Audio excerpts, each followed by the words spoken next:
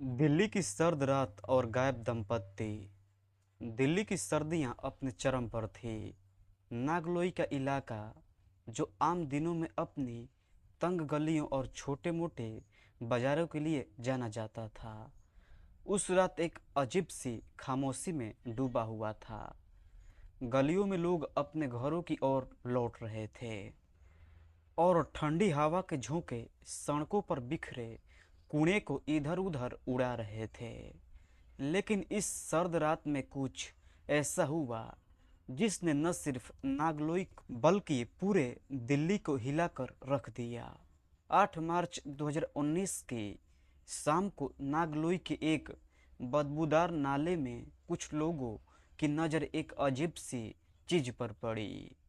एक बड़ा सा मैरून रंग का सूटकेस, जो आधा पानी में डूबा आधा बाहर तैर रहा था।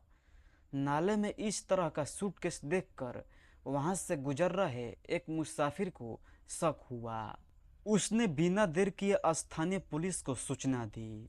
पुलिस तुरंत हरकत में आई और सफाई कर्मियों की मदद से उस भारी भरकम सूटकेस को नाले से बाहर निकाला गया। जब पुलिस ने सूटकेस खोला तो वहां मौजूद हर शख्स की सांसें थम गई थी। सूटकेस के अंदर एक बुजुर्ग महिला की लाश थी। लाश को इस तरह ठूसा गया था कि उसके हाथ पैर तोड़े गए थे, जैसे किसी ने उसे जबरदस्ती उस छोटे से सूटकेस में समेट दिया हो। यह दृश्य इतना भयावह था कि वहां मौजूद पुलिसकर्मियों की रूह तक कांप गई। यह साफ था कि यह कोई साधारण हत्या नहीं थी, यह एक सुनियोजित और क्रूर कृत्य था।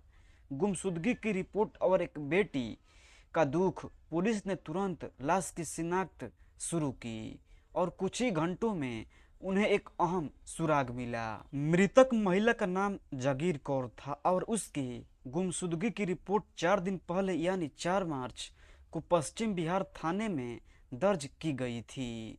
यह रिपोर्ट किसी और ने नहीं बल्कि जागीर कौर की इकलौती बेटी सोनिया ने दर्ज कराई थी।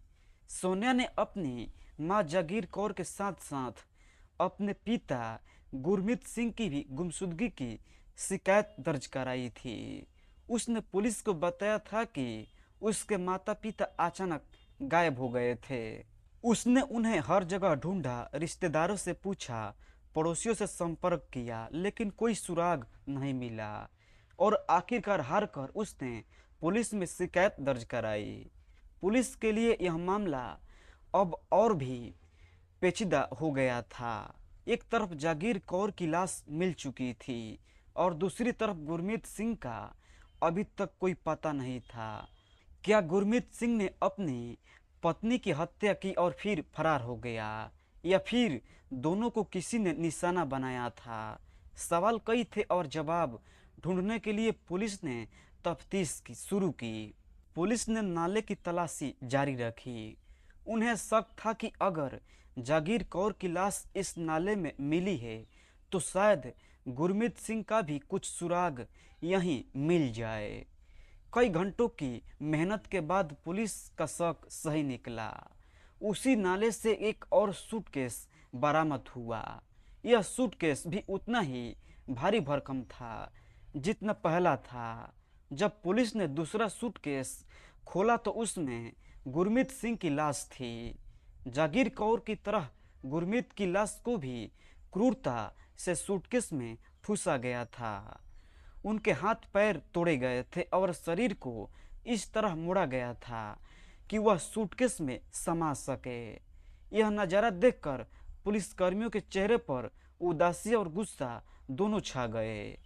आखिर कौन इतनी बेरहमी से एक बुजुर्ग दंपत्ति की हत्या कर सकता है और क्यों? तो पहला शक बेटी पर। पुलिस की तफ्तीश अब और तेज हो गई थी। सबसे पहले उन्होंने सोनिया से पूछताछ शुरू की। सोनिया, जो अपनी माँ बाप की गुमशुदगी की शिकायत लेकर थाने पहुंची थी, अब पुलिस के सवालों के घेरे में थी। उसने बताया कि वह अपने माता पिता के साथ ही रहती थी उसकी शादी हो चुकी थी, लेकिन अपने पति से अनबन के चलते वह ससुराल छोड़कर मायके आ गई थी। उसने यह भी बताया कि उसके माता पिता के साथ उसका कोई खास विवाद नहीं था, लेकिन पुलिस को उसकी बातों में कुछ गड़बड़ नजर आई। पड़ोसियों और रिश्तेदारों से पूछताछ में पता चला कि जागीर कौर और गुरमीत सिंह को आखिरी बार 20-21 फरवरी के आसपास देखा गया था। फिर भी सोनिया ने उनकी गुमशुदगी की रिपोर्ट 4 मार्च को दर्ज कराई थी। इतनी देरी क्यों? यह सवाल पुलिस के मन में बार बार उठ रहा था। सोनिया के जवाब टाल मटोल भरे थे। वह बार बार अपनी बातों में उलझ रही थी। उसने बताया कि वह अपने माता पिता को ढूंढने की कोशिश कर रही थी, लेकिन उसकी मोबाइल लोकेशन और उसके दावों में कोई तालमेल नहीं था। पुलिस को अब यकीन होने लगा था कि सोनिया कुछ छिपा रही थी। पुलिस ने अपनी तफ्तीश को और गहरा किया। उन्हें पता चला कि सोनिया का एक बॉयफ्रेंड था जिसका नाम प्रिंस था। प्रिंस और उसके 2 दोस्त 21 फरवरी और 2 मार्च को सोनिया के घर आए थे। यह वही तारीख थी जब गुरमीत सिंह और जागीर कौर को आखिरी बार जिंदा देखा गया था। 21 फरवरी को गुरमीत सिंह अकेले घर पर थे, क्योंकि जागीर कौर किसी काम से पंजाब गई थी। इसके बाद गुरमीत सिंह का कोई पता नहीं चला और 1 मार्च को जागीर कौर पंजाब से लौटी थी और 2 मार्च को वह भी गायब हो गई। पुलिस को यह संयोग कुछ ज़्यादा ही अजीब लगा। क्या प्रिंस और उसके दोस्तों का इस डबल मर्डर में कोई कनेक्शन था? पुलिस ने जब सोनिया से प्रिंस के बारे में सवाल किए तो वह और भी घबरा गई। उसकी बातें अब और ज़्यादा उलझने लगी। वह बार बार कहानी बदल रही थी और उसके जवाबों में कोई ठोस बात नहीं थी। आखिरकार पुलिस ने प्रिंस को हिरासत में लिया और उससे सख्ती से पूछताछ शुरू की।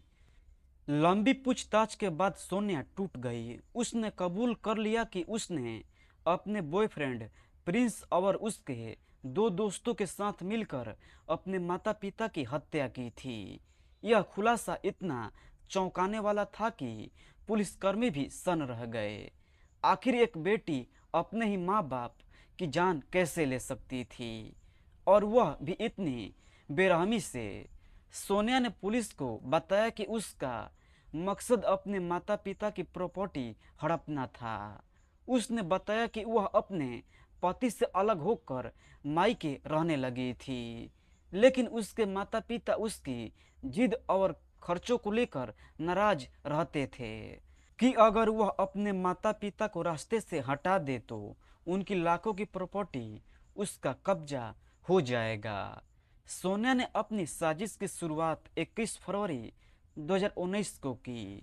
उस दिन उसने अपने पिता गुरमीत सिंह की चाय में नशीली गोलियां मिला दी।